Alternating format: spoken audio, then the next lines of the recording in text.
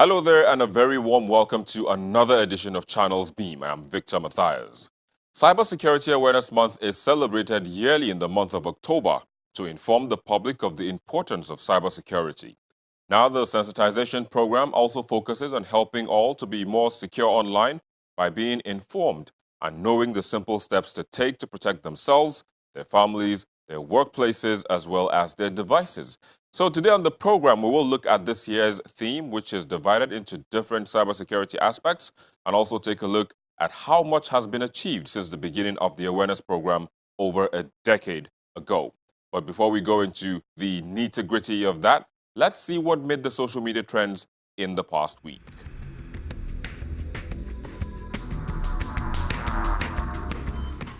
An expose on the corruption going on in the Niger police cells and the Niger Correctional Services by investigative journalist Fisayo Soyombo got Nigerians talking. The journalist chronicled his journey from the court to prison, exposing how money exchanges hands for certain favors in courts, cells, and prisons.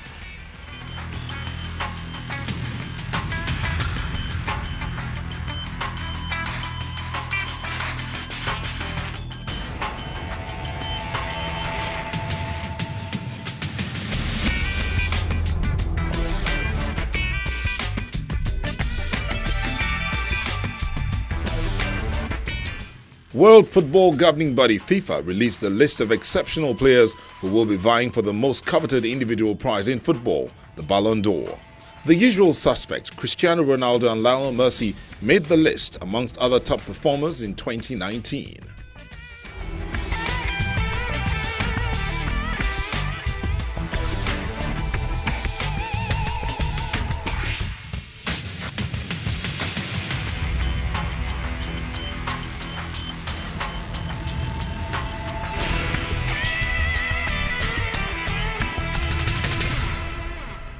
Well, interesting trends there, but joining us to look at the nitty-gritty of the topic we're discussing today, we have with us in the studio the Director Information Security Development at the Cybersecurity Experts Association of Nigeria, Tunji Igbalajobi. It's a pleasure to have you on the program today. A player here too. Of course. And we also have Brian Unduka. He is a cybersecurity expert.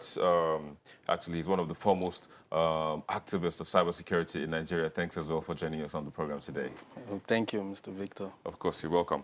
And we also have joining us via Skype from Nigeria's capital territory, Abuja, Samaila Bako. He is the Director for Information at the Cybersecurity Experts Association of Nigeria. Samaila, it's a pleasure to have you on the program today. Well, we'll still get to Samaila in a bit, but so this is the month of October. So much has been going on, and there's just this campaign, this awareness, trying to get people, aware of their cybersecurity and how they operate online. Just give us like an overview of what is actually going on. Well, October is being, tagged the National Cybersecurity Awareness Month globally, and this is a global campaign, and I believe countries across the world are having the cybersecurity awareness for their general populace. And this year, Cybersecurity Awareness Month talks about own it, secure it, and protect it, which is telling us, when you go on the internet, you have to own your information assets. You also have to understand that you have a digital profile. So you must ensure that you own your digital profile. Also secure it. You must ensure that you make use of security. Best practice to almost every internet activities you go through, social media's accounts, your digital asset on the internet, your digital profile. You ensure that you have better security to access the channel, and the protect is saying, we must continue to ensure that we protect our information assets. Indeed. That's basically what the October Cybersecurity Awareness Month for 2019 is all about. All right, Brian, these threats, how do they work? How do they happen? It's a digital age where everybody is connected to the internet. The moment you're connected to the internet, you've been exposed. So there's been, that's why we're carrying out the month of October globally to start, enforcing and educate lives and individuals and families too as well. So it's been categorized into different phases. We have the corporate awareness, we have the family ones, and the individual ones. So how does it really happen, if you ask me? There are attackers out there, or rather, there are disgruntled employees. That's from the organization part. Yeah, from so the point of business now. Yeah, so this is the point of business where you have disgruntled employees and also the cyber attackers. And we've searched out there and we've seen that a lot of information are out there in the dark web.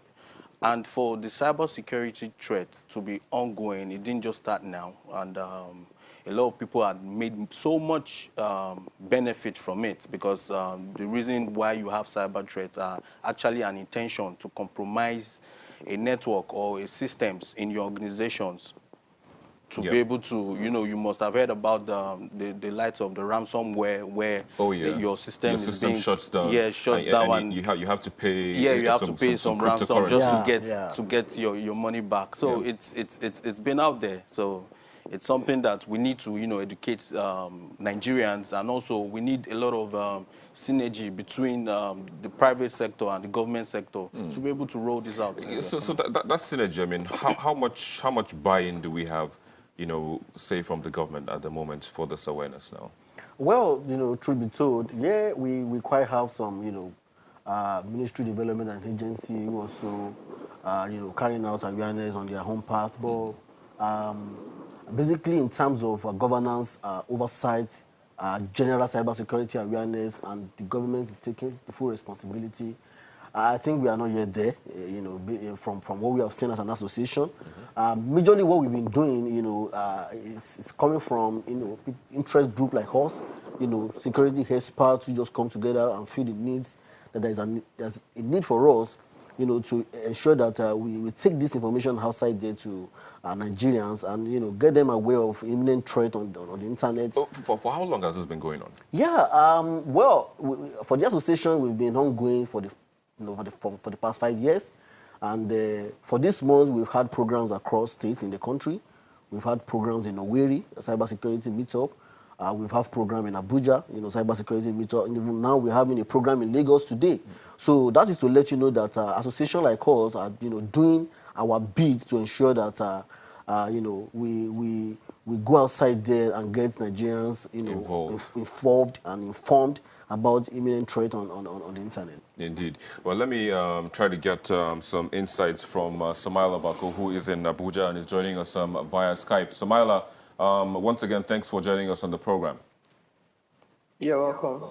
Of course. So we actually have been talking about the Cybersecurity Awareness Month, and we've been looking at issues surrounding cybersecurity, looking at how one can protect himself, what cybersecurity is all about. But, I mean, as an association, you guys have been doing a lot of stuff. Tunji quite enumerated some of those things. But how do people get involved, I mean, outside of, being part of this organization? You said, how can people get involved in... Indeed, like how can people just personally get involved in ensuring that more people know about cybersecurity generally? Oh, okay. So the first step is for you to become enlightened. So when you know about the do's and don'ts on the internet, when you know about the dangers, the risks that are out there, then you can share the world with people around you. So your first target will be your friends and family. And then, for instance, if you're a business owner, you can try to enlighten your staff, organize cybersecurity awareness training for them, and even your customers as well. I think service providers have a lot of work to do in terms of cybersecurity awareness, because like from the banks to the telcos and several other service providers, we need to do more. We need to do better in enlightening their customers. All right, very well. I mean, this has been going on for quite a while now, but I mean, we still keep having these attacks. So what exactly have we been doing wrong? I think one reason why these figures keep going up is the issue of social engineering. So there's a common saying that the human is the weakest link in the security posture of any organization. So we need to make sure that our employees, our people, especially from like the CEO down to even your gate man, or your security guard, they need to know about the different threats that come to the different people and how they can safeguard against them. Because no matter how much money you spend on technology and you buy firewalls, you pay for antivirus and things like that, if you don't train your people well to configure those things well and then to guard against themselves being used, then the company will still fall victim to such attacks. All right, indeed. I'll come back to you in a moment again, but so we've had stories. I mean, so the thing is, the human is mostly the weakest link, and you talked about training, you know. So I mean, I'm just thinking.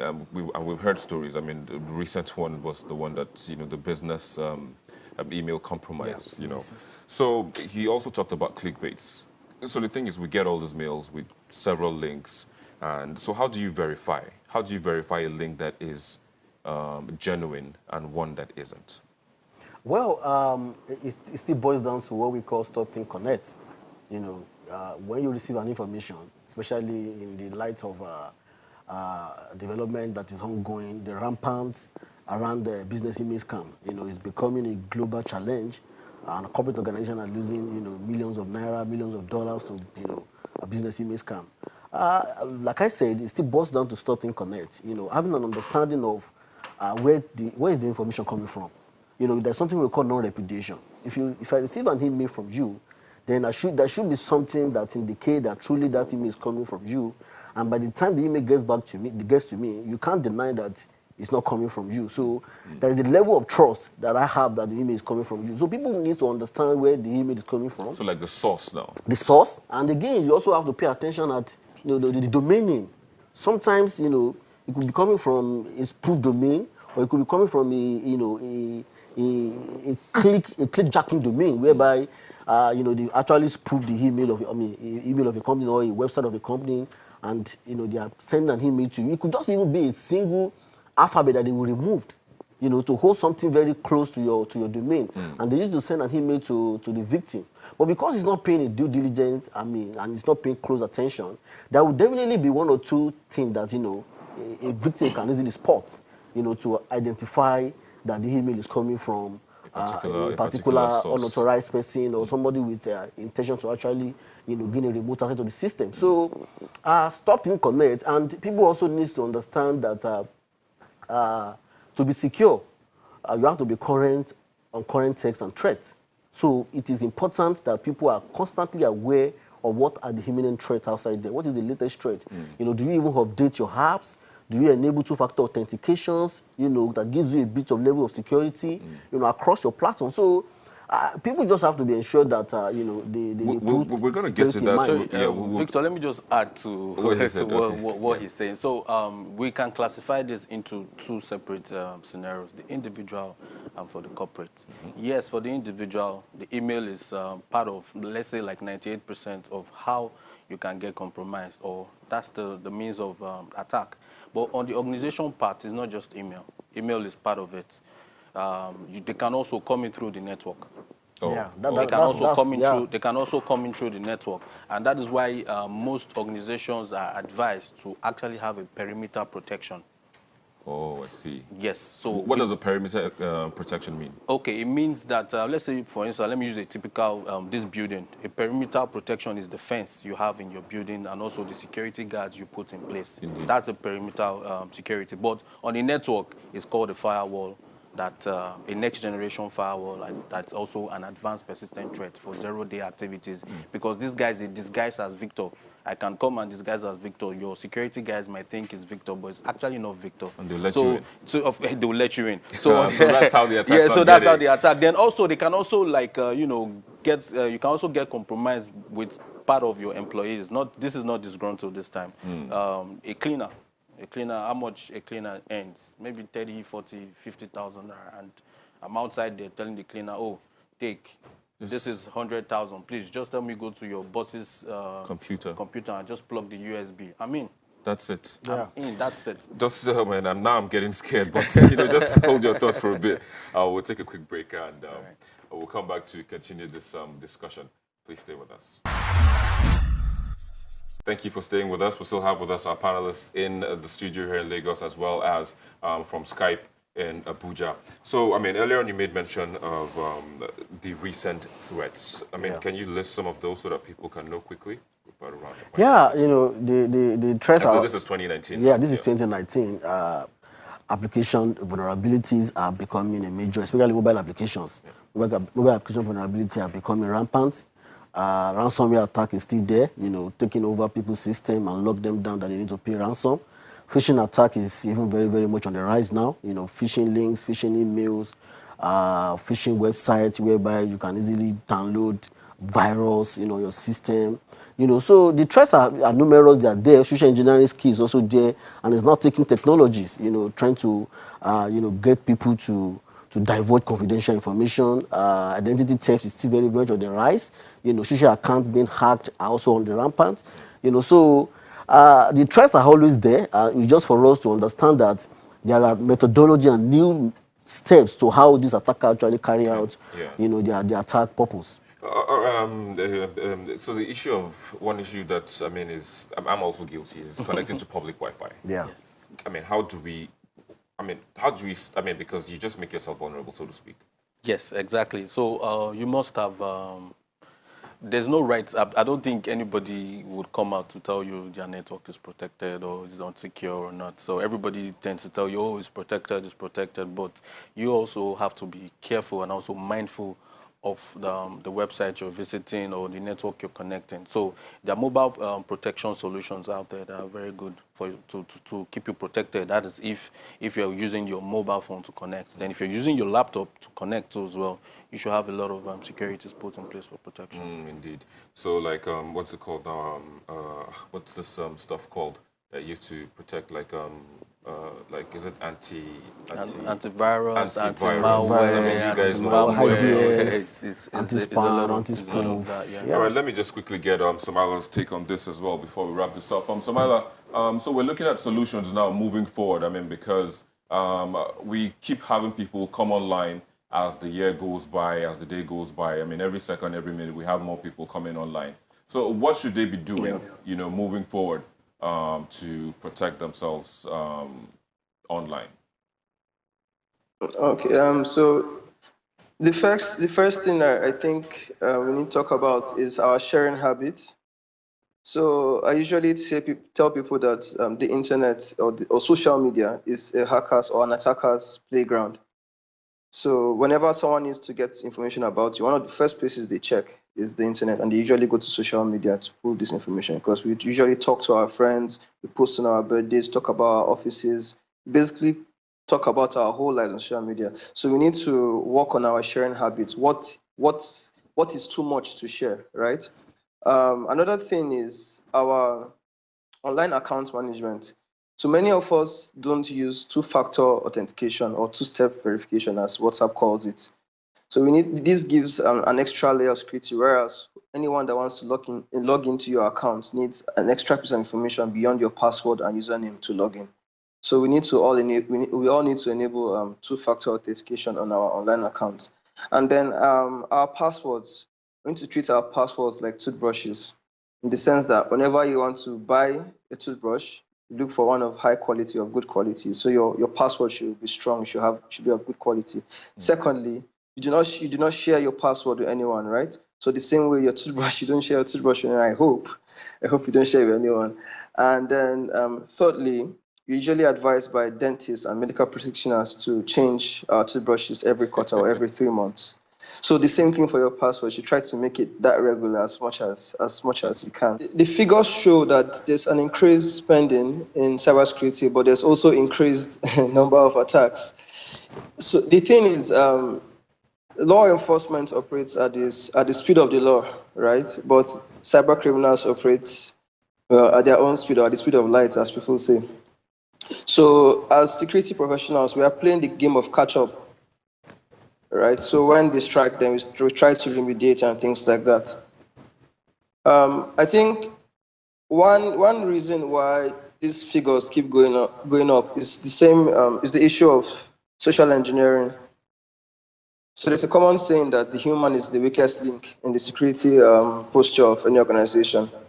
So we need to make sure that our employees, our people, especially from like the CEO down to even your gate man or your security guard. They need to know about the different threats that come to the different people and how they can safeguard against them. Because no matter how much money you spend on technology and you buy firewalls, you pay for antivirus and things like that, if you don't train your people well to configure those things well and then to guard against themselves being used, then the company will still fall victim to such attacks. Yeah. Then I think one other thing to add for our ATM pins, our phone passcodes and things like that, we shouldn't use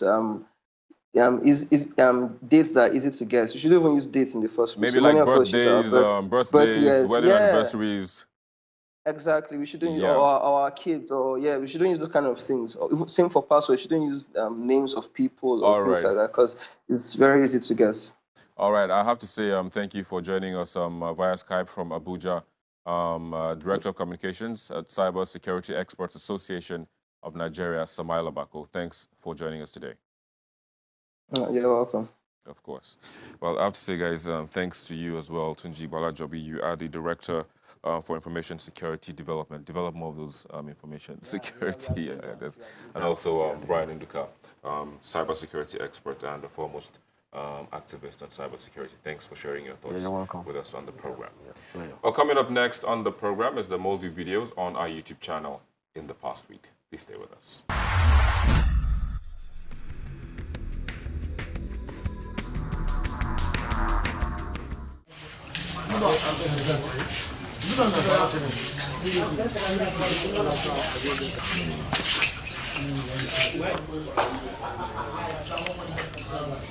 The video of another illegal detention center discovered in Kaduna begins this week's most viewed videos.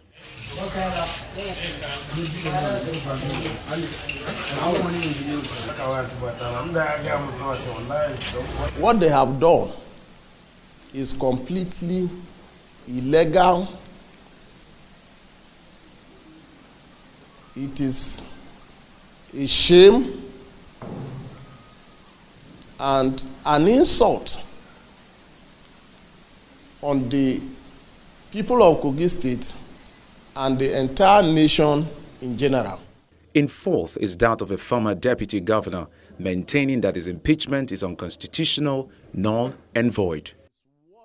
If we do not want to promote the kind of conflict that can go completely out of hand, we must be sure that we are policing ourselves and regulating ourselves, especially on social media. It is followed by that of the Vice President, Professor Yemi Osinbajo, warning against the misuse of the social media. I don't think that government regulation is necessarily the way to go, but I believe that we as persons of faith and we as leaders and those of us who use the social media actively owe a responsibility to our society.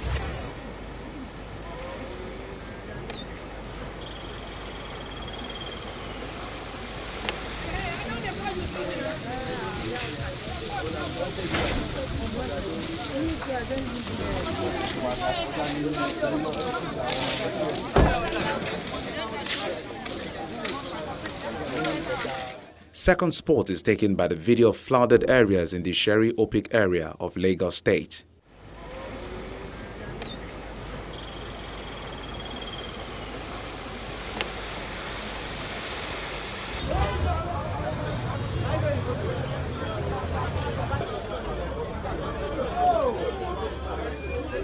While first is the video of a multiple car accident on the Otedola Bridge in Lagos that left 2 people dead.